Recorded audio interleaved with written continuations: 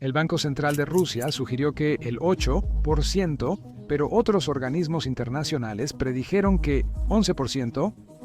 Mientras tanto, la tasa de inflación de Rusia alcanzó su nivel más alto en 16 años el mes pasado debido a la debilitación del rublo, luchando contra una escasez de mano de obra que podría obstaculizar su crecimiento económico a futuro.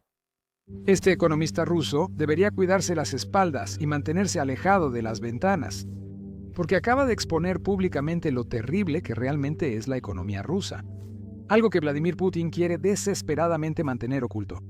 El académico Abel Egenbegin, un respetado economista de 90 años que una vez asesoró a Gorbachov, sí, el último líder de la Unión Soviética, acaba de arriesgar su vida al revelar lo mal que ha funcionado la economía de Rusia desde el colapso de la Unión de Repúblicas Socialistas Soviéticas. En los largos 34 años, la economía rusa ha crecido solo un 37% en total. Eso es solo el 1% anual. Para comparar, la economía china creció 13 veces en el mismo lapso y la India se expandió casi 9 veces. No sorprende que la conferencia de Egenbegin se volviera viral rápidamente. Y ahora los rusos finalmente están viendo la realidad detrás del humo y los espejos de Putin. Pero eso es solo la punta del iceberg. Egenbegin también dejó al descubierto la deprimente falta de startups, innovación y emprendimiento en Rusia. A principios de 2025, hay más de 1.600 empresas unicornio en todo el mundo. Un unicornio es una startup valuada en más de $1.000 millones. Sorprendentemente, Rusia casi no tiene ninguno. Rusia tiene 2 técnicamente, pero considéralo así. Este es el mismo país que sigue presumiendo que puede enfrentarse a la OTAN o incluso a los Estados Unidos. Sin embargo, económicamente, apenas puede igualar a lugares pequeños como Estonia, Lituania, Luxemburgo, Liechtenstein o incluso Bermuda, cada uno de los cuales ha logrado producir varias startups unicornio. Estados Unidos tiene 700 y China entre 350 y 400 de ellos. Que Rusia tenga 2 es sinceramente vergonzoso. Y si creías que eso era malo, empeora aún más al observar la innovación. De las 2.500 empresas más innovadoras a nivel mundial, empresas que gastan cada una más de 35 millones de euros al año en investigación y desarrollo, solo 3 son rusas. Solo 3. Tal vez el resto usó su presupuesto de investigación para sobornar a Putin. No sería sorprendente. La mayoría de las fábricas rusas actuales aún operan con maquinaria soviética oxidada que pertenece más a museos que a líneas de producción. Estas máquinas han superado su vida útil por décadas, y Rusia ahora tiene uno de los periodos de depreciación más largos en equipos en cualquier parte del mundo. No es sorprendente que la productividad laboral en Rusia sea solo un cuarto de la de países desarrollados como Alemania, Estados Unidos o Corea del Sur, donde un trabajador produce 4 veces más en el mismo tiempo. Esta infraestructura industrial obsoleta también significa que Rusia consume 2 o 3 veces más materias primas y energía solo para fabricar los mismos bienes que las economías avanzadas. Incluso si Rusia dejara de librar guerras hoy, tomaría décadas ponerse al día con las verdaderas potencias económicas. Y como dije antes, en los últimos 34 años la economía de Rusia se expandió un patético 37% en total. La economía de China creció un 1.300% desde 1990, mientras que la de India aumentó un 860%. Incluso los Estados Unidos, que parecía una economía ya rica y madura, logró duplicar su Producto Interno Bruto en el mismo periodo. Los antiguos estados soviéticos y países de Europa del Este crecieron alrededor del 250%, haciendo que el rendimiento de Rusia parezca estancado en comparación. Sin embargo, habla con cualquier leal pro-Putin y te dirán con orgullo cómo Putin transformó una economía caótica y luchadora de los 90 en una potencia eficiente y centralizada. Pero la verdad es que, según casi todos los estándares medibles, el ruso promedio hoy está peor en comparación con el resto del mundo de lo que estaban hace décadas. Incluso la esperanza de vida ha retrocedido a unos 70 años, lo mismo que era en 1964. Un ruso promedio hoy no vivirá más tiempo que sus abuelos en la Unión Soviética hace 60 años. Y recuerda, todo este desastre económico ha ocurrido mientras Putin ha sido el principal líder de Rusia durante más de 2 décadas y media ahora. Sin embargo, parece que solo culpa al oeste o inicia otra guerra para mantenerse en el poder. Putin incluso tuvo que renunciar a la presidencia durante 4 años, de 2008 a 2012. No por elección, sino porque en ese tiempo la ley rusa limitaba a los presidentes a solo 2 periodos consecutivos. Durante esos años, Putin permaneció cerca como primer ministro, mientras su amigo elegido, Dmitry Medvedev, era presidente. Durante el breve mandato de Medvedev, las reglas cambiaron, extendiendo los periodos presidenciales de 4 a 6 años. Cuando Putin volvió al poder en 2012, tuvo un nuevo comienzo con límites de mandato renovados, reiniciando efectivamente el reloj. Pero ni siquiera eso fue suficiente. En 2020, Putin fue más allá y logró impulsar una enmienda constitucional que prácticamente borró su historial. Todos esos años que había pasado en el poder, de repente ya no contaban más. Debido a este reinicio político, Putin puede mantenerse legalmente como presidente hasta 2036, a menos que alguien logre removerlo antes, por supuesto. Aún olvidando el pasado y considerando solo el periodo de 2013 a 2022 antes de la guerra, por cierto. El ruso promedio todavía estaba ganando un 7-8%, menos en términos reales que en 2013. Imagina trabajar durante 10 años y terminar siendo más pobre al final. Los ingresos aumentaron ligeramente entre 2022 y 2023, pero no debido a una economía más saludable. Fue una ilusión efímera causada por la falta de trabajadores durante la guerra y el gran gasto militar. Para finales de 2024, incluso ese impulso artificial se había ido, y los salarios volvieron a sus niveles de 2013, alrededor de $800 por mes en poder adquisitivo. Imagina desperdiciar una década entera en el siglo XXI, una década sin verdadera innovación, sin transformación industrial, sin avance en inteligencia artificial o tecnología, y ciertamente sin mejora en la calidad de vida o los estándares de vida. A pesar del estancamiento, Putin se sintió seguro para sumergir a su país en una devastadora guerra a gran escala. Y no es que los rusos no se dieran cuenta de que las cosas iban de mal en peor. Los economistas rusos habían advertido en silencio sobre el estancamiento por años. Pero aquellos que se atrevieron a hablar demasiado abiertamente, desaparecieron o convenientemente terminaron cayendo de ventanas del 6º piso, después de dispararse varias veces. Solo pregúntale a Sergei Guriev, un respetado economista que tuvo el valor, o tal vez la tontería, de criticar abiertamente las políticas del Kremlin. En 2013, después de encontrarse repentinamente bajo investigación por cargos dudosos, Guriev comprendió que era el próximo en la lista de objetivos de Putin. Eligió la libertad sobre el miedo, empacando y huyendo a París en lugar de esperar un golpe nocturno en su puerta. ¿Cuál era su crimen? Coautor de un informe que criticaba la falsa persecución del magnate petrolero Mikhail Khodorkovsky, exponiendo la corrupción y abusos de poder del Kremlin. Y luego está Andrei Ilinonov, el propio ex asesor económico jefe de Putin. En 2005, Ilinonov renunció con disgusto por las políticas antimercado cada vez más autoritarias de Putin. Años después, describió abiertamente las decisiones de Putin como un desastre total. ¿Y qué pasó después? En 2023, Moscú oficialmente le impuso a Yandex la temida etiqueta de agente extranjero. Una letra escarlata de la época moderna utilizada por Moscú para marcar públicamente a los críticos para el acoso, la vigilancia o peor. Dándose cuenta de que Rusia ya no era segura para nadie que dijera verdades incómodas, Lilionov empacó y se fue hace años. Incluso los aliados más cercanos de Putin no estaban seguros para hablar abiertamente lo que pensaban. En junio de 2023, Andrei Mikhailov, alto miembro del partido de Putin y presidente del Comité de Presupuesto del Parlamento, perdió brevemente la compostura en el principal foro económico de Rusia. Admitió públicamente que Rusia no tenía tribunales honestos, no tenía clima de inversión y no tenía instituciones funcionales. También criticó la práctica gubernamental de apropiarse de empresas privadas. Luego, medio en broma, pero claramente nervioso, dijo que esperaba seguir vivo para asistir al foro del próximo año. Este hombre, presidente del Comité de Presupuesto del Parlamento, uno de los puestos más poderosos en Rusia, se sintió obligado a asegurarse públicamente que no terminaría encarcelado, muerto o etiquetado como agente extranjero por decir la verdad. Afortunadamente para él, hasta ahora ha salido impune. Pero no se puede decir lo mismo del ministro de Desarrollo Económico extranjero de Rusia. En 2016, Ulyakayev se opuso a un trato sospechoso que involucraba a Rosneft, un gigante petrolero estatal dirigido por Igor Sechin, amigo cercano de Putin. Ulyakayev argumentó que Rosneft no debería absorber a otra compañía petrolera en una privatización descaradamente amañada, una crítica directa al círculo íntimo de Putin. Poco después, se encontró esposado, arrestado en una operación encubierta, inventada donde se le acusó de exigir un soborno de $2 millones. En Rusia, nadie creyó que fuera un soborno real. Fue una clara señal para los demás. Criticar a Putin o a su círculo cercano puede acabar con tu carrera y posiblemente tu vida. El arresto de Ulyakayev también fue la primera vez en décadas que un ministro ruso en funciones fue encarcelado. La lista de objetivos de Putin es trágicamente larga, pero ya tienes la idea. En la Rusia actual, reconocer los fracasos de Putin puede destruir tu carrera. Hacer pública la verdad es un suicidio literal. En cuanto a Agamben, considerando el patrón, solo sería cuestión de tiempo antes de que Putin decida que su honestidad ha ido demasiado lejos.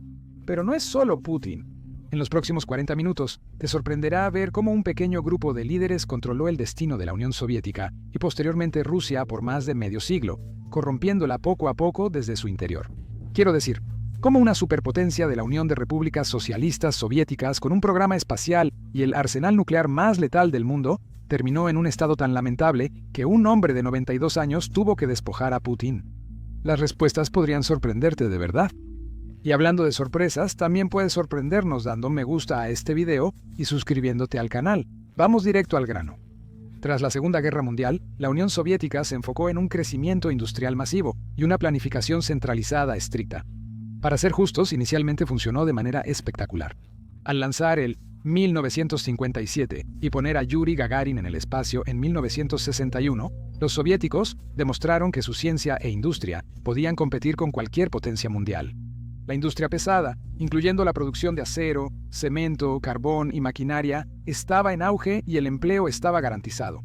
Pero su mayor error fue creer que esta bonanza sería eterna. En lugar de diversificar o planificar para el futuro, líderes como Leonid Brezhnev, quien gobernó la Unión Soviética de 1964 a 1982, se negaron a modernizar o enfocarse en bienes de consumo y calidad de vida básica. Las fábricas cumplían sus cuotas, pero producían principalmente cosas innecesarias, fomentando la corrupción generalizada. Interminables montañas de acero y cemento emergían de las líneas de producción, a menudo de forma ineficiente y derrochadora, a veces solo para cumplir con requisitos burocráticos. La economía perdió impulso rápidamente. Para finales de los 70, el crecimiento se estancó, comenzando lo que los historiadores llaman la estancación de Brezhnev. De hecho, los problemas que afectaron la economía soviética se asemejan a las dificultades actuales de China. Tanto la antigua Unión Soviética como el actual Partido Comunista Chino dependen enormemente de objetivos planificados centralmente, creando inevitables brechas y corrupción. En el caso de China, los funcionarios locales manipularon los objetivos del Producto Interno Bruto, prestando dinero fácil y tierras a los promotores inmobiliarios, creando un auge falso que luego se derrumbó en la actual crisis inmobiliaria. De regreso en Moscú, los gerentes usaron métodos igual de absurdos. Por ejemplo, si a una fábrica de clavos se le midieran las cuotas de producción por peso, fabricarían clavos gigantes y pesados que nadie podría usar. Si la cuota se basaba en el número de clavos, las fábricas producían miles de clavos pequeños e inútiles. Las cuotas se veían bien en papel, pero no tenían sentido en la realidad. La calidad se desplomó, los residuos se dispararon y la innovación desapareció por completo. A inicios de los 80, la economía soviética empezó a declinar, con una baja de casi 40% en la producción industrial. De no ser por el petróleo, sustento de la economía soviética, la Unión Soviética podría haber colapsado antes. En los 70s, cuando los precios del petróleo se dispararon mundialmente, miles de millones de dólares llegaron a la Unión de Repúblicas Socialistas Soviéticas. Los petrodólares permitieron a Moscú importar grano, tecnología avanzada y productos básicos de consumo que sus fábricas no podían producir eficientemente. Pero esa línea de vida desapareció repentinamente cuando los precios globales del petróleo se desplomaron a mediados de la década de 1980. Los precios del petróleo crudo soviético se desplomaron de alrededor de $28 por barril a menos de $20 para 1986 y se mantuvieron dolorosamente bajos durante años. La Unión de Repúblicas Socialistas Soviéticas perdió repentinamente su principal fuente de efectivo confiable. Con los ingresos en picada, el gobierno soviético se vio obligado a agotar sus menguantes reservas solo para seguir importando suficiente grano y bienes básicos para sus ciudadanos. Esta devastadora caída en el precio del petróleo fue uno de los dominós clave que finalmente derribó a la Unión Soviética. Para 1985, la vida en la Unión de Repúblicas Socialistas Soviéticas era vergonzosa comparada con Occidente. Los estándares de vida eran muy bajos, con un Producto Interno Bruto per cápita del ciudadano soviético promedio de solo el 36% en comparación con los estadounidenses. Con sus reservas rápidamente agotadas, la Unión Soviética no tuvo más opción que depender de la producción nacional. Pero esos bienes solían ser escasos, poco confiables o de mala calidad. Con escasas opciones, la gente hacía largas filas para obtener algo de carne o alimento. Lo impactante es que la Unión de Repúblicas Socialistas Soviéticas fue alguna vez el mayor productor mundial de grano. Pero debido a las desastrosas políticas agrícolas, para los años 80 no podía alimentar a su propia gente sin importar mucho grano. Millones de toneladas de trigo tuvieron que ser compradas a países capitalistas, a menudo su mayor rival, los Estados Unidos. La gente empezó a percatarse de la profunda podredumbre del sistema. Pero como en la Rusia actual de Putin, admitirlo abiertamente era un suicidio político. Todos fingieron que las cosas estaban bien, avanzando con dificultad a finales de los 70 y principios de los 80, esperando que pequeños ajustes solucionaran milagrosamente un sistema roto en esencia. Alerta de spoiler, no lo hicieron. Cuando el anciano Brezhnev murió en 1982, seguido por Yuri Andropov y Konstantin Shenenko, quienes duraron un par de años cada uno, la economía soviética ya estaba en estado crítico. Y sin embargo, a pesar de estar en soporte vital, la Unión de Repúblicas Socialistas Soviéticas continuó vertiendo un asombroso 15 a 17% de su Producto Interno Bruto en gastos militares para mantener el ritmo en la carrera armamentística de la Guerra Fría. Algunas estimaciones de fines de los 80 sugieren que el número era mucho mayor. En 1987, cuando Gorbachov finalmente publicó las cifras reales, resultó que un increíble 40% de todo el presupuesto soviético iba directamente a la defensa. Solo deja que eso te impacte. Casi la mitad del dinero de la nación se destinaba a misiles y tanques, mientras que los ciudadanos comunes hacían cola para el pan importado del enemigo. Si eso no demuestra el desorden de las prioridades soviéticas, nada lo hará. Era evidente que algo debía cambiar. La Unión Soviética simplemente no podía seguir así sin reformas radicales o un colapso total. Fue en este momento crítico, en marzo de 1985, cuando un líder relativamente joven y enérgico llamado Mikhail Gorbachov entró en escena. A sus 54 años, casi 2 décadas más joven que los líderes anteriores, representaba un rostro fresco y un rayo de esperanza para un país que necesitaba desesperadamente un nuevo rumbo. Los soviéticos, exhaustos por décadas de estancamiento, anhelaban que las cosas mejoraran. Pocos sabían que ese cambio estaba llegando, pero no de la manera que nadie había esperado. Al principio, la palabra favorita de Gorbachov era uskarenia, que significa aceleración. Creía que con mejor disciplina, una gestión más estricta y cierta apertura limitada, el sistema soviético existente podría recuperarse. Simplemente quería mejorar la eficiencia, abordar la corrupción y hacer que la planificación central funcionara mejor. Curiosamente, uno de sus primeros movimientos importantes no se relacionaba con fábricas o cuotas. Fue una campaña masiva contra el alcoholismo. En ese momento, la Unión de Repúblicas Socialistas Soviéticas tenía un grave problema con la bebida. El ciudadano soviético promedio consumía alrededor de 15 litros de alcohol puro cada año, casi el doble de lo que se veía en países como Canadá o los Estados Unidos. La salud pública se deterioraba y la esperanza de vida disminuía a principios de los 80, en parte por el abuso generalizado del alcohol. Casi la mitad de las admisiones hospitalarias estaban relacionadas con problemas de alcohol. Como se mencionó, las fábricas soviéticas ya estaban plagadas de ineficiencia. Pero la embriaguez solo empeoró las cosas. Los trabajadores a menudo se presentaban borrachos o bebían en el trabajo, lo que llevaba a accidentes frecuentes y aún menor productividad. En mayo de 1985, Gorbachov inició una gran campaña contra el alcohol. Los precios del vodka, el vino y la cerveza se dispararon. Las ventas de alcohol se restringieron a horarios específicos, miles de licorerías cerraron y la edad legal para beber aumentó de 18 a 21 años. Al principio, la campaña parecía prometedora. Las ventas oficiales de alcohol cayeron significativamente y se informó que el consumo total de alcohol disminuyó alrededor del 50% en 2 años.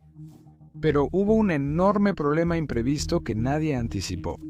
Al reducir drásticamente las ventas de alcohol, Gorbachov accidentalmente hizo un enorme agujero en el presupuesto estatal soviético. ¿Por qué? Bueno, el vodka es la bebida nacional no oficial de Rusia. Afirman que es el té, pero incluso un niño sabe que es vodka.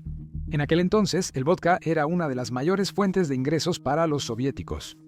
Durante décadas, la Unión de Repúblicas Socialistas Soviéticas mantuvo un monopolio casi total en la venta de alcohol. A inicios de los 80, los impuestos al alcohol representaban cerca del 12 al 13% del presupuesto estatal total. En 1979, se estima que el gobierno soviético recibió 25.4 mil millones de rublos de impuestos al alcohol, de un total de 65 mil millones en ingresos fiscales. Las ventas de vodka generaban tanto dinero que los funcionarios del gobierno bromeaban llamando al Alkoza Magol el pozo de petróleo de vodka de la Unión Soviética. Cuando la campaña antialcohol de Gorbachov redujo las ventas de alcohol, también recortó una de las fuentes de ingresos más confiables del gobierno. Las intenciones de Gorbachov podrían haber sido buenas, pero subestimó cuán profundamente estaba entrelazado el vodka en la vida soviética. Las ventas de alcohol disminuyeron, pero la gente siguió bebiendo. En lugar de eso, optaron por aguardiente casero y licor del mercado negro, lo que provocó el desplome de los ingresos oficiales por alcohol. En 1986, el primer año de su campaña contra el alcohol, los ingresos estatales por este rubro bajaron cerca de 25%. Esto significó que el presupuesto soviético perdió repentinamente alrededor del 3.5% de sus ingresos totales, casi el 60% de lo que el país gastaba en todo su sistema de atención médica. Para un país ya agobiado por enormes gastos militares y estancamiento económico, esta pérdida fue devastadora. Resulta que el Ministerio de Finanzas soviético había advertido a Gorbachov sobre exactamente este resultado, pero él los anuló, convencido de que los beneficios sociales superarían cualquier pérdida a corto plazo.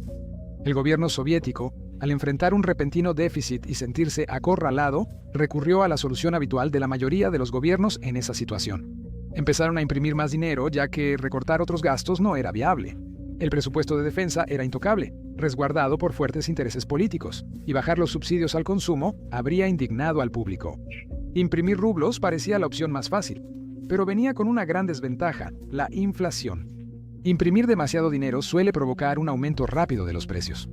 Pero en la economía soviética, los precios eran estrictamente controlados y fijados por el gobierno. Entonces, en lugar de precios más altos, de repente había estantes vacíos. Los productos desaparecieron rápidamente de las tiendas debido a que más rublos perseguían menos artículos disponibles. Los economistas llamaron a esto inflación reprimida, una forma oculta de inflación que se manifiesta a través de estantes de tiendas vacíos, largas filas y ahorros acumulándose sin nada que comprar. Sin darse cuenta, la campaña anti-alcohol de Gorbachov empeoró aún más la situación financiera de la Unión de Repúblicas Socialistas Soviéticas. Al ver este desastre, Gorbachov buscó rápidamente otras formas de revitalizar la economía. Impulsó más inversión en tecnología y maquinaria moderna, con la esperanza de arrastrar a las anticuadas fábricas soviéticas a la era moderna. También habló sobre el factor humano, la noción de que los ciudadanos soviéticos requerían motivación e incentivos para esforzarse más y preocuparse por los resultados. Pero motivar a las personas era difícil en un sistema que no ofrecía recompensas significativas a los trabajadores. Existía un dicho común en ese entonces: la Unión Soviética pretendía pagarnos y nosotros aparentábamos trabajar. Las fábricas no podían recompensar el buen desempeño con mejores salarios. Los trabajadores tenían su empleo garantizado, sin importar su productividad o pereza. Los salarios no se relacionaban con el esfuerzo o la calidad del trabajo. Gorbachov entendió que sin cambiar esta mentalidad, su plan Oscareña para acelerar el crecimiento no tendría ninguna oportunidad. Para fomentar el cambio, Gorbachov introdujo otra idea llamada glasnost, que significa apertura o transparencia. Pensaba que hablar de los problemas en los medios ayudaría a la sociedad a identificarlos y a conseguir apoyo para reformas. Lo que no anticipó fue que glasnost se descontrolaría rápidamente. La gente de repente vio cuán verdaderamente roto estaba el sistema, alimentando la ira y la frustración pública en lugar de la unidad. En 1986, cuando las primeras reformas de Gorbachov fracasaron, introdujo una idea nueva y radical, la perestroika, que significa reestructuración. Inicialmente, Gorbachov pensó que la perestroika arreglaría el socialismo, no lo terminaría. Su meta era mejorar la eficiencia de la economía planificada al introducir prácticas inspiradas en el capitalismo, como dar más libertad a las empresas estatales y responsabilizar a los gerentes por sus resultados. En 1987, nuevas leyes permitieron a las fábricas estatales planificar su producción basada en la demanda real de los consumidores, en lugar de una cuota estatal estricta. A estas empresas se les permitió conservar más ganancias y pagar costos reales por sus materiales, fomentando en teoría la eficiencia y respuesta a las necesidades del mercado. Esto generó nuevos problemas. Las fábricas podían establecer precios propios para productos adicionales que excedían las cuotas estatales. Los gerentes pronto explotaron esto. Cumplirían su cuota requerida a los precios fijados por el Estado. Luego producirían más bienes a precios más altos, impulsados por el mercado. Por ejemplo, si el Estado les exigía producir 1000 unidades a un precio fijo y bajo, cumplirían esa cuota. Luego producirían 100 extra y las venderían a precios mucho más altos. Como se esperaba, esto causó un aumento drástico en los precios. Sin embargo, la producción no aumentó lo suficiente, por lo que los estantes de las tiendas seguían vacíos. El resultado fue desastroso para la gente común: precios altos y escasez persistente. A diferencia de los países capitalistas, las empresas pansoviéticas no tenían competidores reales, lo cual era muy desordenado. Eran esencialmente monopolios en sus sectores, y sin una competencia genuina, los gerentes no tenían razón para bajar los precios o mejorar la calidad. Como resultado, la inflación, antes oculta por el control estatal de precios, comenzó a surgir, Lo que se necesitaba era algún tipo de competencia, ¿verdad? En 1988, Gorbachov aprobó una nueva ley de cooperativas pensando que sería beneficioso. Por primera vez desde los años 20, el gobierno permitió oficialmente que las personas administraran pequeñas empresas privadas. Esto abarcaba tiendas, restaurantes, artesanías, pequeñas fábricas y comercio internacional. Fue un gran avance, ya que brindó a la gente común una forma de ganar dinero de manera independiente en un país que lo había prohibido por décadas. Al principio, el plan funcionó bien. Cafeterías y tiendas surgieron en todo el país, con mejores productos, más variedad y servicio más rápido que las sombrías tiendas estatales. La energía emprendedora aumentó y una pequeña chispa de capitalismo se arraigó.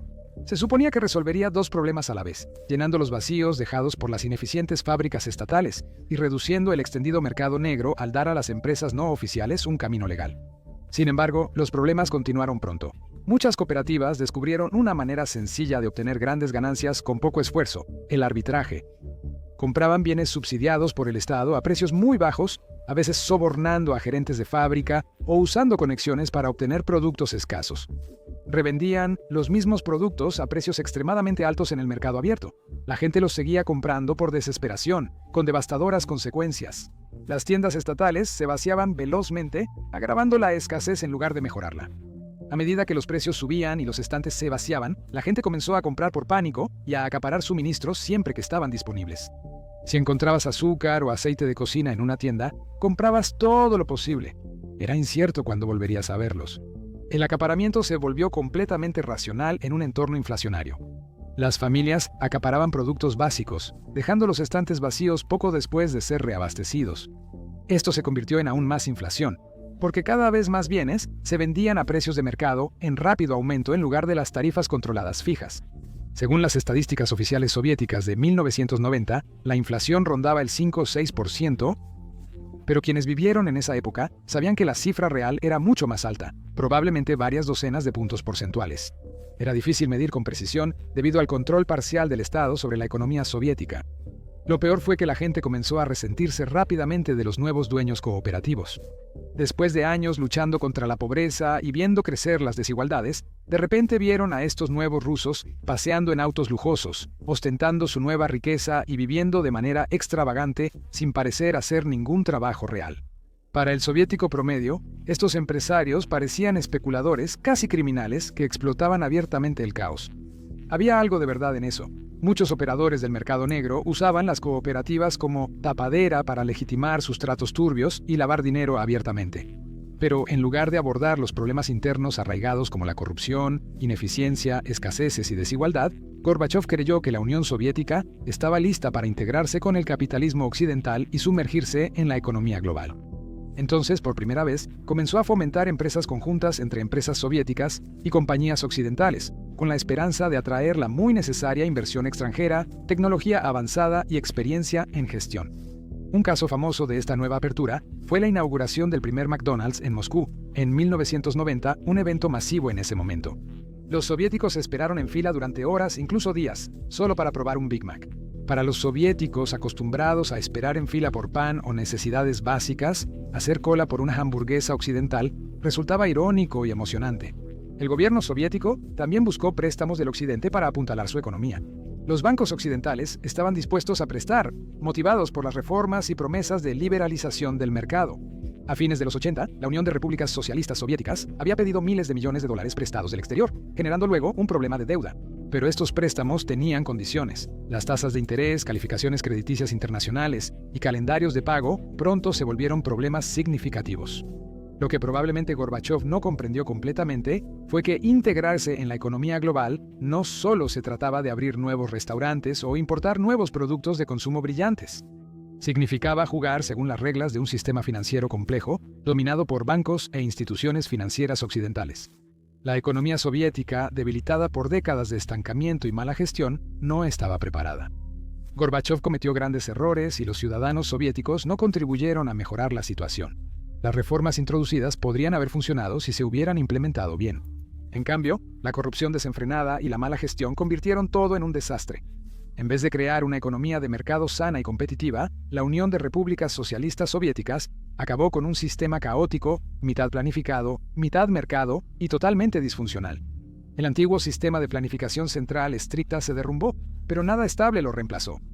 Para fines de los 80, nadie estaba realmente a cargo y la economía estaba descontrolada.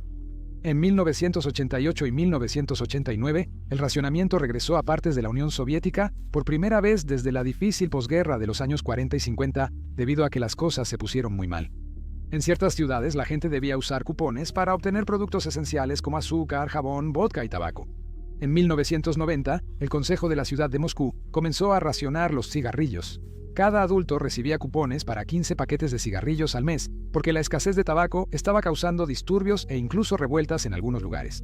Incluso los niños y los no fumadores recibían cupones de cigarrillos, probablemente con la idea de que los intercambiarían o comercializarían. Para muchos soviéticos esto pareció totalmente surrealista. Quiero decir, solo imagina la capital de una supuesta superpotencia global reducida a repartir cupones de cigarrillos a los niños solo para mantener la paz. Para entonces, incluso la clase trabajadora industrial, el corazón del sistema soviético, había tenido suficiente.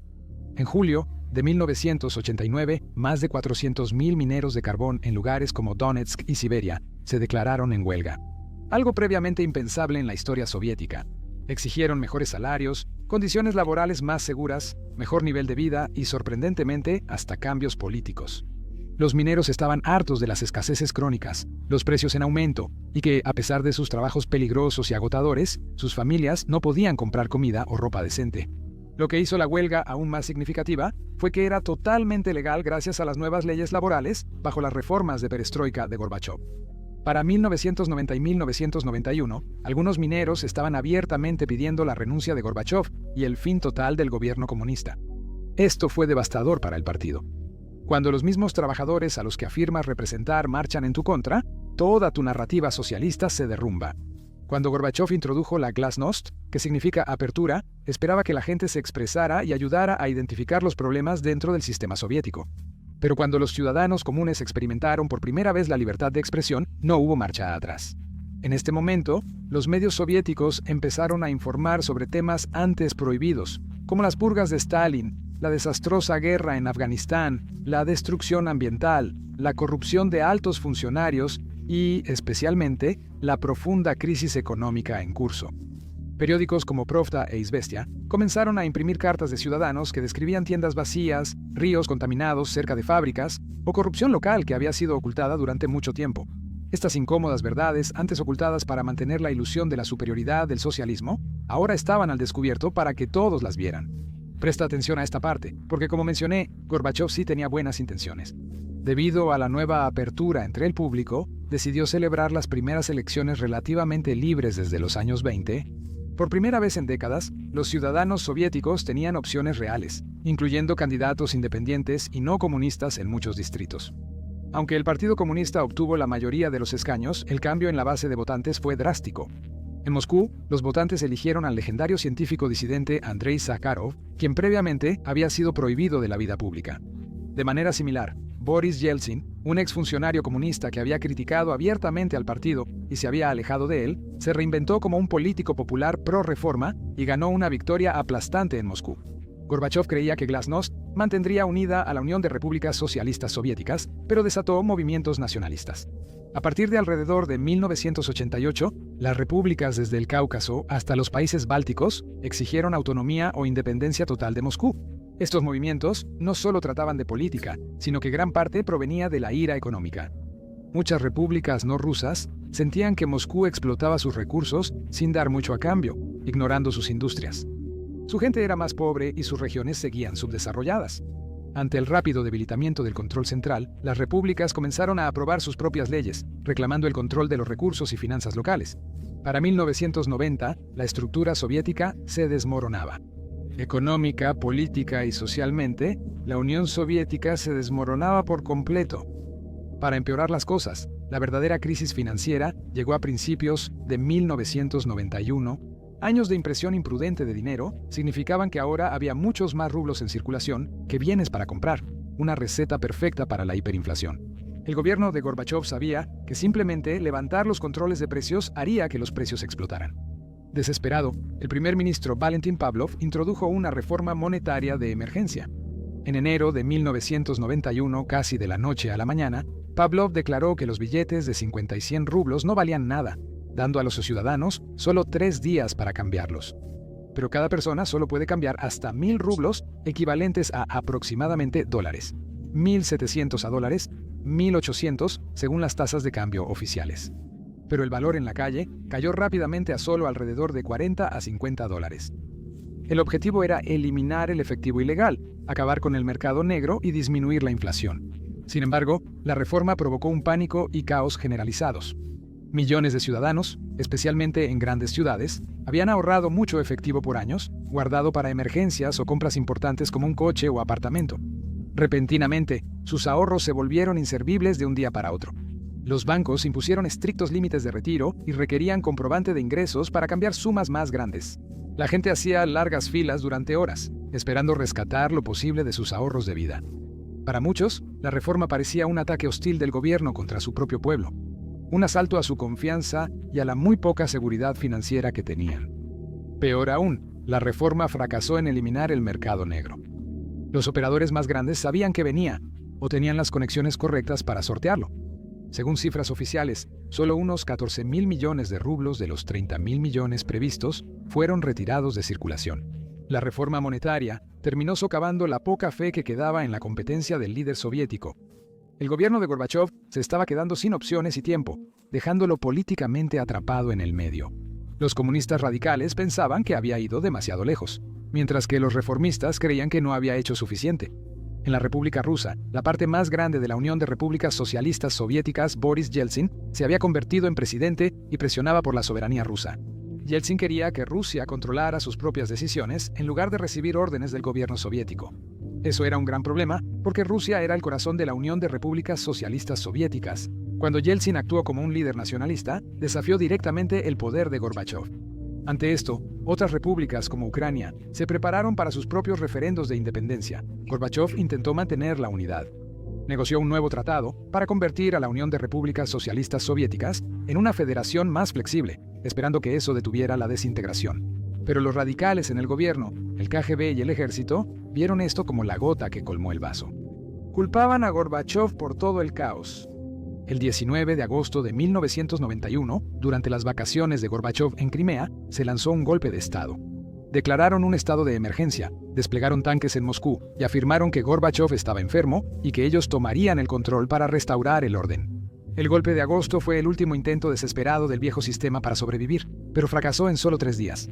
Y una gran razón por la que colapsó fue Boris Yeltsin. Multitudes en Moscú salieron a apoyar a Yeltsin y defender la Casa Blanca rusa, sede de su gobierno. Los conspiradores del golpe perdieron el nervio y no lograron arrestar a figuras clave ni cortar completamente las comunicaciones. Al final, los militares se negaron a disparar a la gente y los líderes del golpe fueron arrestados. Gorbachov volvió a Moscú, pero ya no tenía poder. Fue marginado durante el golpe y ahora se veía aún más debilitado. El Partido Comunista fue desacreditado, siendo vistos como hombres sedientos de poder, dispuestos a arriesgar una guerra civil para mantener el control. El golpe fallido marcó el fin de la Unión Soviética. Después de esto, el impulso estaba con Yeltsin y los líderes republicanos que querían la independencia.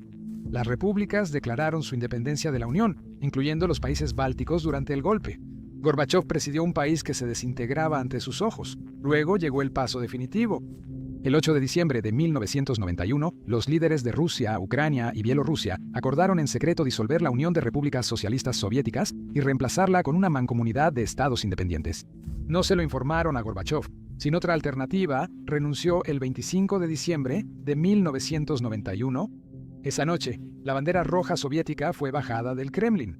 Para el 1 de enero de 1992, la Unión de Repúblicas Socialistas Soviéticas había desaparecido. Fue un final masivo a 74 años de un Estado socialista. Sin embargo, lo que siguió fue más difícil para las exrepúblicas soviéticas, sobre todo para Rusia. Los primeros años de los 90 fueron despiadados. Mientras la economía planificada se desvanecía, el país buscó adoptar el capitalismo abruptamente. Y no salió bien. Solo en 1992, Rusia experimentó una hiperinflación de más del 2.500%. Los ahorros de las personas desaparecieron por completo. Arrasó con generaciones enteras de riqueza. Al final, las tiendas tenían productos, pero eran inasequibles para la gente. Entonces, ¿qué tenían en común 70 años de comunismo soviético y un año de capitalismo? Ambos te dejaban en la ruina. Aunque bajo el comunismo no había nada que comprar, así que no dolía tanto. Gorbachov tenía buenas intenciones. Sus reformas no fueron una locura. En su lugar, probablemente habrías actuado igual. Intentar arreglar el sistema, abrirlo, ¿verdad? Darle libertades a la gente. Pero eso es lo que pasa. Estos sistemas no son simples. Lo que parece una buena idea, en teoría, puede convertirse en un desastre en la realidad. Sus reformas no arreglaron la Unión de Repúblicas Socialistas Soviéticas, aceleraron su colapso, pero no todos concuerdan en que fuera inevitable. Aquí es donde entra China en la discusión. Mientras Gorbachov reformaba la Unión de Repúblicas Socialistas Soviéticas, Deng Xiaoping hacía lo mismo en China. Pero China no colapsó, sino que creció. La diferencia la marcó, en gran medida, el orden en que se implementaron las reformas. Deng Xiaoping, líder de China, actuó de manera opuesta a Gorbachov. Mantuvo al Partido Comunista en pleno control, aplastó cualquier disidencia política y solo cambió la economía. No había glasnost ni críticas abiertas al Partido Comunista. Eso aún estaba prohibido. Cuando la gente protestaba, como en la plaza Tiananmen en 1989, el gobierno chino no dudaba en aplastarlo con fuerza brutal. Deng pensaba que Gorbachov se equivocaba al debilitar el control del partido antes de solucionar la economía. Según China, eso destruyó a la Unión Soviética. Demasiada libertad, demasiado pronto, sin red de seguridad. Aún en 2022, los funcionarios chinos mencionan a Gorbachov como un ejemplo de lo que no se debe hacer para que un Estado de un solo partido sobreviva. Otra gran diferencia fue la forma en que se reformaron. China fue lenta, comenzando en el campo con la agricultura, donde era más fácil ver resultados rápidos. Los campesinos cultivaron para obtener ganancias, aumentando la producción de alimentos y los ingresos rurales. La gente comenzó a creer en la reforma. Eventualmente, abrieron fábricas, establecieron zonas económicas especiales, aceptaron inversión extranjera y controlaron de cerca el proceso. La Unión de Repúblicas Socialistas Soviéticas no contaba con un punto de partida tan favorable. Era una economía industrial urbana. No se podía privatizar una gran planta siderúrgica y esperar buenos resultados. Durante años, las reformas soviéticas fueron incompletas. De 1987 a 1990 fue una mezcla de lo viejo y lo nuevo que no funcionaba bien juntos. Y luego, cuando finalmente intentaron algo audaz como liberar los precios, fue un shock para el sistema. El cambio acelerado quebró al país. Al final, la estructura nacional era más importante de lo que se reconocía. La Unión Soviética era un mosaico de repúblicas, cada una con su propia historia, idioma e identidad, no una sola nación. Cuando el poder central se debilitó, las repúblicas comenzaron a separarse y el nacionalismo explotó. La gente quería sus propios países. No había nada que Gorbachov pudiera ofrecer que los hiciera quedarse. China no tenía ese problema. Sí, también es multiétnico, pero los chinos Han son la mayoría y el Estado es más centralizado. Regiones como Tíbet o Xinjiang siempre se han resistido, pero China las ha controlado férreamente. Control militar, vigilancia constante y ninguna conversación sobre secesión. La Unión de Repúblicas Socialistas Soviéticas no hizo eso. Tenía 15 repúblicas con derecho constitucional de irse. Al ver las grietas, aprovecharon la oportunidad. Cuando la Unión Soviética colapsó, los rusos creyeron que las cosas mejorarían. Tenían un nuevo presidente, Boris Yeltsin, y brevemente hubo esperanza. Pero en lugar de ir despacio, Yeltsin se lanzó de cabeza a la llamada terapia de choque, que los economistas occidentales decían que funcionaría. El plan consistía en cambiar rápidamente de una economía planificada a una de mercado, lo que implicaba eliminar el control de precios. Y así como así, los precios subieron más del 2.500%. Si algo costaba un rublo el año pasado, ahora cuesta más de 25. Los ahorros de las personas, dinero por el que habían trabajado toda su vida, se esfumaron en semanas. Las familias que pensaban que no eran estables de repente se encontraron en la ruina. Los rublos que la gente había escondido bajo los colchones o ahorrado en bancos estatales por décadas perdieron casi todo su valor. Apenas podías comprar unos pocos panes con ellos. El gobierno intentó solucionarlo más tarde, pero ya era demasiado tarde y el daño ya estaba hecho. Un estudio reveló que la pobreza aumentó del 2% a fines de los 80 hasta cerca del 50% a mediados de los 90. La mitad del país vivía en la pobreza durante los salvajes años 90, como los llaman los rusos. La inflación era tan alta que el salario no alcanzaba para comprar nada al momento de recibirlo. En 1994 millones de trabajadores no habían sido pagados en meses. Los trabajadores del carbón y del petróleo tuvieron que hacer huelga, incluso de hambre, no por cambios o reformas, sino simplemente para obtener lo que se les debía. Luego vino uno de los mayores escándalos de todos los tiempos, el programa de préstamos por acciones. El gobierno de Yeltsin, necesitado de dinero y apoyo político, permitió que un grupo selecto del círculo interno prestara dinero al Estado. A cambio, esos miembros del círculo interno recibieron la propiedad de las mejores empresas rusas cuando el Estado incumplió, tal como estaba planeado. Para finales de los 90, los oligarcas poseían bancos, imperios petroleros, televisoras y puestos en el gobierno. Mientras la mayoría luchaba por comida para sobrevivir, unos pocos se volvían obscenamente ricos, comenzando así una nueva clase de oligarcas, empresarios bien conectados que adquirieron compañías petroleras, plantas metalúrgicas y bancos por centavos de rublo. La desigualdad económica se agravó, provocando un aumento en la delincuencia y la inseguridad en las calles. Los tiroteos de la mafia y los asesinatos por contrato eran tan frecuentes que se volvieron parte de las noticias nocturnas. Uno de los indicios más evidentes del deterioro de la situación era la esperanza de vida. Los hombres rusos morían jóvenes debido al alcohol, el estrés, la violencia y la desesperanza. A mediados de los 90, la esperanza de vida masculina cayó a solo 57 años, la más baja del mundo desarrollado. En 1994, un hombre ruso tenía una expectativa de vida 7 años menor en comparación con solo 4 años antes.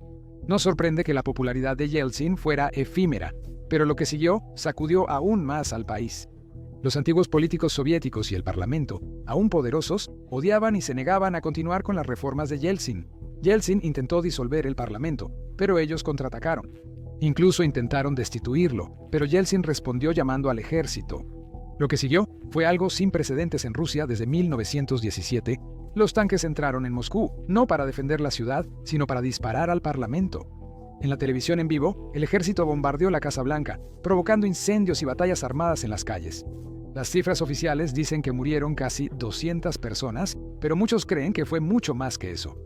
Fue la peor lucha callejera que Moscú había visto en décadas. Al final, Yeltsin ganó. El parlamento fue aplastado, los legisladores restantes fueron arrestados o se escondieron. Y con eso, el experimento de Rusia con la democracia llegó a su fin. Yeltsin impulsó una nueva constitución en diciembre de 1993 que otorgó gran poder a la presidencia. Este sistema superpresidencial, aprobado a través de un referéndum apresurado justo después de la masacre, le dio a Yeltsin y a cualquier futuro presidente un control total sobre el gobierno, los servicios de seguridad y el poder de gobernar por decreto. En ese instante, la mayoría de los rusos lo aceptó, estaban exhaustos y anhelaban estabilidad. Pero no notaron que esa misma constitución luego ayudaría a Putin a crear la autocracia que aún vemos actualmente. Con el parlamento disuelto, Yeltsin impulsó más reformas. Pero en lugar de mejorar el sistema, la corrupción empeoró. Para mediados de los 90, la idea del Estado de Derecho apenas significaba algo. Oligarcas, jefes del crimen e intermediarios de poder regional dividieron el país como su territorio. Si eras periodista y escarbabas demasiado, te arriesgabas a que te mataran. En 1994, Dmitry Kolodov, un reportero que investigaba la corrupción en el ejército, murió por una bomba en un maletín. Nadie fue castigado por ello. Después llegó la guerra. En 1994, Chechenia, una pequeña región musulmana del sur, se declaró independiente. Yeltsin, temiendo que otras regiones pudieran seguir, envió al ejército esperando una victoria rápida. Pero el ejército ruso, mal entrenado, con fondos insuficientes y liderado por oficiales soviéticos anticuados, no estaba listo. Entraron en una brutal guerra urbana en la capital chechena, Grozny. Los tanques rusos ardían. Miles de jóvenes reclutas murieron. Los ataúdes volvían a casa en cajas de zinc. Las bajas civiles fueron masivas. Las fuerzas rusas bombardearon barrios enteros, y ambos lados fueron acusados de graves crímenes de guerra. Tras 2 años de conflicto sangriento, Rusia se retiró y Chechenia logró una independencia de facto. Yeltsin no obtuvo nada, excepto miles de muertos y otro golpe al orgullo nacional. Rusia, antes una superpotencia, ahora incapaz de derrotar a una pequeña región separatista.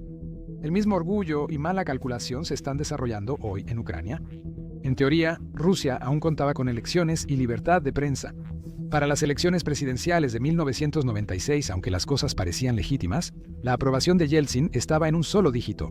A pesar de que la mayoría lo consideraba un enfermo y borracho y lo culpaba por la desintegración del país, de alguna manera logró ganar.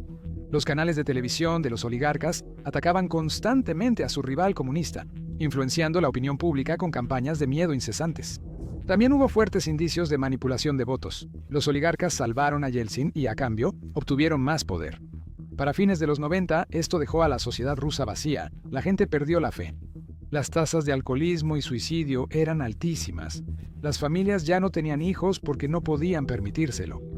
Y por primera vez en la historia moderna de Rusia, morían más personas de las que nacían.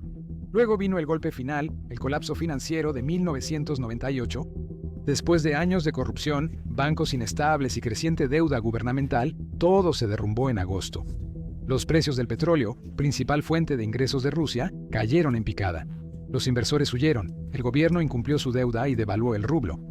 En cuestión de días, la moneda se devaluó más del 60% borrando los ahorros. La inflación llegó al 84%. Los salarios cayeron un 30%. Las pensiones cayeron casi un 45%. Y cuando los bancos cerraron sus puertas, millones de personas lo perdieron todo. Fue el segundo gran colapso en menos de 10 años, y con él se derrumbó toda confianza en el liderazgo ruso. Para 1999, el 60% de su nivel de 1991, y la pobreza era generalizada. El gobierno de Yeltsin se sostenía con dificultad, rotando primeros ministros frecuentemente. Yeltsin ya no era el audaz que se paró en el tanque en 1991. Años de beber y problemas cardíacos lo dejaron débil y a menudo confundido. En 1994, se perdió una reunión con el primer ministro irlandés por quedarse dormido. Y en Suecia, en 1997, intentó dirigir borracho una banda militar. La gente dejó de verlo como un líder. Además, la corrupción se había infiltrado en su círculo íntimo, conocido como la familia. Los rumores de sobornos, contratos turbios y favores llegaron incluso a sus parientes más cercanos. Un escándalo involucró a Mobotex, una empresa suiza acusada de sobornar a funcionarios del Kremlin por contratos de renovación. Se afirma que parte de ese dinero proviene de la hija de Yeltsin. Con su salud en declive y su popularidad esfumada, Yeltsin tomó una decisión. Necesitaba a alguien que pudiera protegerlo de la persecución judicial y recuperar el control. En Nochevieja de 1999, renunció inesperadamente y cedió el poder a Vladimir Putin, un exagente del KGB recién nombrado primer ministro. A los 47 años, Putin era aún desconocido para la mayoría de los rusos, pero eso cambió rápidamente. Uno de sus primeros actos como líder fue firmar un decreto que otorgaba a Yeltsin inmunidad contra cargos de corrupción. A partir de ahí, Putin comenzó a dar forma a su propia Rusia, una con un control central más fuerte, menos democracia y una economía impulsada por el petróleo. Prometió destruir por completo a los rebeldes chechenos, incluso desde el excusado. El lenguaje era duro, pero agradó a muchos rusos, pues la mayoría odiaba a los chechenos tras la Primera Guerra. En Moscú y otras ciudades, los chechenos eran regularmente acosados, estereotipados y vistos como forasteros. Pero Putin necesitaba un pretexto para invadir, y adivina qué. En septiembre de 1999, apartamentos en ciudades rusas explotaron al azar, matando a más de 300 personas. El país estaba aterrorizado. El Kremlin culpó a los terroristas chechenos casi de inmediato, sin juicio ni una verdadera investigación. Fue el detonante. Los rusos, ya enojados y asustados, ahora buscaban venganza. Putin utilizó esta ira para lanzar la Segunda Guerra Chechena. Esta vez, Rusia bombardeó Grozny hasta el suelo, aplastó la resistencia organizada y reafirmó el control sobre Chechenia. Fue brutal, pero efectivo. Para principios del 2000, la guerra había vuelto a Putin sumamente popular. Los medios estatales lo aclamaron como el hombre que devolvió el orden y el orgullo, y en marzo del 2000 ganó fácilmente la presidencia. Pero al examinar de cerca, los bombardeos de 1999 parecían sospechosos. En la ciudad de Ryazan, los locales captaron lo que parecía ser otro bombardeo en progreso. El 22 de septiembre de 1999 se hallaron sacos de explosivos en un edificio de apartamentos y se alertó a la policía. Había un temporizador y detonadores en su lugar. El Servicio Federal de Seguridad fue sorprendido en el acto. Pero en lugar de una investigación, el Servicio Federal de Seguridad afirmó posteriormente que solo era un ejercicio de entrenamiento y que los sacos contenían azúcar, algo que nadie creyó. ¿Por qué un simulacro secreto usaría una bomba real en un edificio sin avisar a nadie? El gobierno selló las pruebas, impidiendo cualquier investigación real, lo que empeoró la situación. Un documental prohibido llamado Asesinato de Rusia, hecho por exiliados, afirmó que el Servicio Federal de Seguridad lo realizó para ayudar a Putin a justificar la guerra y mejorar su imagen. Actualmente, muchos rusos siguen creyendo que los bombardeos fueron un montaje, una bandera falsa. Es posible que nunca sepamos la verdad total, pero el ascenso de Putin se cimentó en guerra y derramamiento de sangre. En honor a la verdad, la situación se estabilizó cuando Putin asumió el poder, aunque en parte no fue gracias a él. Cuando asumió el cargo, los precios globales del petróleo subieron. Rusia, con una economía muy dependiente del petróleo y el gas, se benefició significativamente de esta alza. Entre 2000 y 2008, el Producto Interno Bruto creció cerca del 7% anual, aumentando los ingresos de las personas. Una clase media emergente se formó en Rusia. Muchos rusos compraron autos por primera vez. Viajaron al extranjero y llenaron sus hogares con electrodomésticos. La pobreza disminuyó del 30% al 14% en menos de 10 años. Rusia parecía estar recuperándose de los problemas de los 90. Aunque la suerte y el petróleo fueron los principales factores, Putin se adjudicó el mérito. Después de que la gente estaba relativamente satisfecha y su imagen como un líder nacionalista fuerte se consolidó, Putin pasó a la segunda fase. Empezó a usar todo el poder que Yeltsin había dado a la presidencia. Yeltsin diseñó el sistema para concentrar el control en un solo hombre. Putin se convirtió en ese hombre y no desperdiciaría la oportunidad. Persiguió a los oligarcas, no por corrupción, sino por independencia. Berezovsky y Guchinsky tenían demasiada influencia, no era cuestión de justicia. Buscaba control, limitó el poder de los oligarcas involucrados en política y lo sustituyó por un sistema donde la lealtad era lo más importante.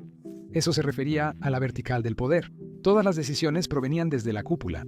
Riqueza, influencia y medios estaban controlados por el Kremlin. Siguiendo sus reglas, aún era posible amasar fortunas. Pero si te desviabas, el Estado iba atrás de ti. Vladimir Gusensky fue uno de los primeros en aprenderlo. Era dueño de NTV, la mayor estación de televisión independiente de Rusia, y una de las pocas que se atrevía a cuestionar al gobierno. Criticaron la guerra en Chechenia e investigaron el posible rol del Servicio Federal de Seguridad en los atentados a apartamentos de 1999. En 2000, Putin se molestó y Gusinsky fue arrestado por fraude. Luego, huyó del país. Luego Gazprom, una empresa estatal de energía con profundos lazos con el Kremlin, se hizo cargo de NTIV. En abril de 2001, oficiales armados irrumpieron en las oficinas de NTV a las 3 a.m., expulsando y reemplazando a la dirección. Decenas de periodistas renunciaron en protesta, pero el canal ya estaba perdido. 2 canales independientes, Televisión 6 y Televisión S, fueron cerrados o tomados poco después. Para el final del primer año de Putin en el cargo, la libertad de prensa estaba básicamente muerta. Las grandes cadenas se volvieron voceras del gobierno o se limitaron al entretenimiento superficial. Los medios habían sido uno de los últimos controles sobre el poder estatal, y ahora se habían ido. Desde entonces, Putin podría hacer casi cualquier cosa sin que nadie en Rusia lo cuestionara. Luego, en 2003, Putin hizo un ejemplo de Mikhail Khodorkovsky. Era el hombre más rico de Rusia, dirigía Yukos y había empezado a financiar a la oposición y a criticar las políticas del Kremlin. Fue arrestado a punta de pistola, acusado de fraude y evasión de impuestos, y condenado a 10 años en una prisión siberiana por cruzar una línea prohibida. Yukos fue desmantelada y entregada a Rosneft, una empresa estatal. La mayoría de los oligarcas captaron el mensaje y algunos huyeron. Boris Berezovsky, quien una vez ayudó a llevar a Putin al poder, huyó a Londres. Posteriormente, se volvió un crítico franco y fue hallado muerto en circunstancias dudosas. Putin construyó una nueva élite de multimillonarios, antiguos amigos de San Petersburgo o ex colegas del KGB. Se les cedió el control de grandes sectores económicos. La lealtad se volvió más importante que la competencia. Por último, Putin también cambió las leyes electorales, reprimió a los partidos de oposición y redujo el poder de los líderes regionales. En 2004, después de un ataque terrorista en Beslan, Putin aprovechó el momento para abolir las elecciones directas para los gobernadores regionales. Desde entonces, el presidente nombró a los gobernadores, eliminando un nivel de responsabilidad y concentrando más poder en Moscú. Y cualquiera que aún se atreviera a hablar, no duraban mucho. Boris Nemtsov, ex viceprimer ministro y crítico del gobierno, fue asesinado a tiros cerca del Kremlin en 2015. Anna Politkovskaya, periodista que denunció crímenes de guerra en Chechenia, fue asesinada en el ascensor de su edificio en 2006 y en el cumpleaños de Putin. A veces atrapaban a los sicarios, pero nunca a quienes ordenaban los ataques. El patrón se repetía anualmente. Aquellos que criticaban demasiado las políticas de Putin arriesgaban sus carreras o incluso sus vidas. Para la mayoría de los rusos, el firme control de Putin sobre el poder parecía un intercambio justo, estabilidad y orgullo nacional a cambio de libertades políticas. Pero esa prosperidad se basaba en terreno inestable. La economía de Rusia dependía casi totalmente del petróleo, el gas y las materias primas. Mientras tanto, la corrupción, la mala gestión y la negativa a reformar deterioraban discretamente el futuro del país. En vez de diversificar o modernizar la economía, Putin aumentó el control estatal. Rusia siempre fue una estación de gas glorificada con armas nucleares y ese fracaso les volvería a morder fuertemente. La crisis financiera de 2008 y la caída de los precios del petróleo evidenciaron las grietas en la economía. Entre 2009 y 2019, el crecimiento anual promedio de Rusia fue solo del 1%, aún más lento que en los días de estancamiento bajo Brezhnev. Los salarios reales se estancaron. Para 2019, el ruso promedio ganaba lo mismo que en 2013. Después de 6 años sin avances, la gente empezó a contar los mismos chistes de la época soviética otra vez. Nos pagaban por fingir trabajar. El sueño vendido a principios de los 2000 se había vuelto rancio. Y basándose en las estadísticas proporcionadas en la introducción de este video, ya sabes que Putin no hizo nada por Rusia. ¿Qué falló en sus órdenes ejecutivas como presidente? Al eliminar los medios independientes, las elecciones y los tribunales, Putin también eliminó las señales de advertencia que podrían haber ayudado a mejorar la economía. Cuando alguien se pronunciaba, periodistas, profesores o activistas eran silenciados, encarcelados o forzados a salir. Más de 500.000 de personas abandonaron el país entre 2022 y 2023. Una fuga de cerebros impulsada por el miedo, la guerra y la falta de futuro. El patriotismo no pagaba las facturas. Muchos rusos no veían un futuro en su país. La guerra es el truco favorito de Putin para mantenerse en el poder. En 2014, cuando su popularidad disminuía y la gente dudaba de él, invadió y anexó Crimea de Ucrania. La gente en casa aplaudió. Su aprobación superó el 80%, pero a un alto costo. A pesar de las sanciones, el aislamiento y la economía en declive, él permaneció en el poder mientras el pueblo ruso sufría las consecuencias. En 2022 intentó repetir su hazaña, buscando una victoria rápida para consagrarse como uno de los más grandes líderes rusos de la historia. Pero en vez de gloria, desató la guerra más letal en Europa desde la Segunda Guerra Mundial. Si piensas que los rusos comunes se beneficiaron de este efecto de cohesión nacional, reconsidéralo. Hasta ahora, las bajas totales han superado fácilmente el 1.000.000 de hombres. Miles de familias fueron desarraigadas y algunas murieron de hambre. Su único legado es de dolor. Lo más triste es que Rusia no tenía que terminar así. Poseía todo lo necesario para triunfar tras el colapso soviético. Recursos naturales, gente educada, una oportunidad para unirse a la economía global, pero cada líder lo arruinó a su manera. Las reformas de Gorbachov se salieron de control. El intento democrático de Yeltsin fue arruinado por la corrupción e ineptitud. Y Putin, a pesar de su estabilidad inicial, eligió el camino de la autocracia, el estancamiento y el conflicto en lugar de una verdadera modernización. En 1992, se les dijo a los rusos que sufrieran una terapia de choque para un futuro más brillante que nunca llegó. En el 2000, se les dijo que intercambiaran libertades por orden y orgullo, solo para terminar con una nueva estancamiento y un estado paria militarizado. Los líderes cambiaron, pero los rusos comunes continuaron sufriendo. La vida permaneció difícil. Y aquí estamos en 2025 y todavía es Putin. Ahora está en sus 70 años, aferrándose al poder con manipulaciones constitucionales que podrían verlo gobernar hasta 2036. Retrospectivamente, es inevitable preguntarse si este camino era inevitable. Algunos lo atribuirán a la inercia histórica o la hostilidad extranjera. Pero muchos rusos, en especial los que han visto el mundo exterior, saben que no tenía que ser así. Existían rutas alternas, políticas distintas, mayor responsabilidad y menor ambición imperial. Países como Polonia o los países bálticos transformaron y mejoraron enormemente su nivel de vida al abrazar la democracia y la reforma. A pesar de sus propias dificultades en los 90, China, aunque autoritaria, entregó crecimiento. Rusia terminó con lo peor de ambos mundos: el malestar económico de un capitalismo mal administrado y la represión política de una dictadura. Así que cuando economistas, periodistas y académicos como Abel Agamben hablan, a pesar del riesgo, tienes que respetar su valentía. En un sitio donde la verdad es arriesgada, sus voces sobresalen. Prueban que no todos los rusos están cegados por la propaganda. Aún hay quienes se preocupan y advierten al país antes de que se hunda más. Al final, si la economía de Rusia permanece muerta o puede ser revivida, dependerá tanto del cambio político como de la política económica.